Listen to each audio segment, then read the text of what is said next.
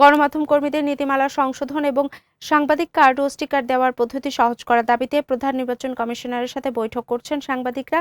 দর্শক, নির্বাচন কমিশনে আছেন সহকর্মী এইচ এ মিতু। আমরা সরাসরি চলে যাব তার কাছে। মিতু, প্রধান নির্বাচন কমিশনার সাংবাদিকদের কি জানালেন, বিস্তারিত জানাবেন। সকালে সাংবাদিকদের সঙ্গে প্রধান নির্বাচন কমিশনারের যে বৈঠকটি হয়েছে সেই বৈঠকটির মূল বিষয়টি ছিল আসলে সাংবাদিকদের নির্বাচনের আগে যে পাস কার্ডটি দেওয়া হয় নির্বাচন কাভারেজ করার জন্য, সেই পাস কার্ডটি কিন্তু প্রতি বছরই সাংবাদিকরা নিয়ে থাকে, যে যথেষ্ট পরিমাণ তাদের যে একজন সাংবাদিক সেই যথেষ্ট পরিমাণ ডকুমেন্টসগুলো কিন্তু নির্বাচন কমিশনের পেশ করে একটি কার্ড তারা পায়।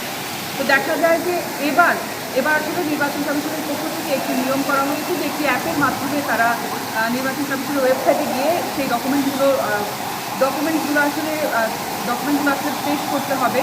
তো দেখা যাচ্ছে যে যখন সাংবাদিকরা সেই ডকুমেন্টসগুলো সেই অ্যাপের মাধ্যমে আবেদন করতে যাচ্ছে তখন তারা বেশ হেনস্থার শিকার হচ্ছে। দেখা যাচ্ছে যে সেখানে ওটিপি আসছে না, বা কখনো দেখা যাচ্ছে যে সেখানে এনআইডি কার্ডের নাম্বার দেওয়ার পরও দেখানো হচ্ছে যে এই এনআইডি দিয়ে আরেকটি কার্ড হয়ে গেছে।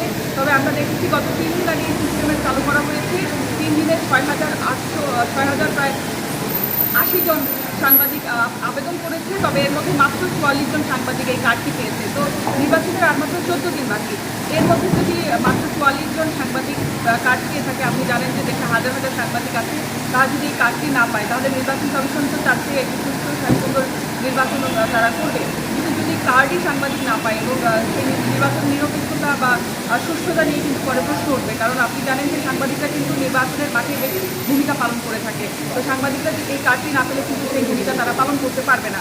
তো আসলে এই দিন নিয়েই আসলে সাংবাদিকরা আসলে সিইসিকে জানিয়েছেন যেন এই কার্ডটি পাওয়া আগের মতো সহজ সুলভ করা হয়, এবং নির্বাচন কমিশন থেকে সাংবাদিকদের বলা হয়েছে যে তারা একটি রোববারের মধ্যে এই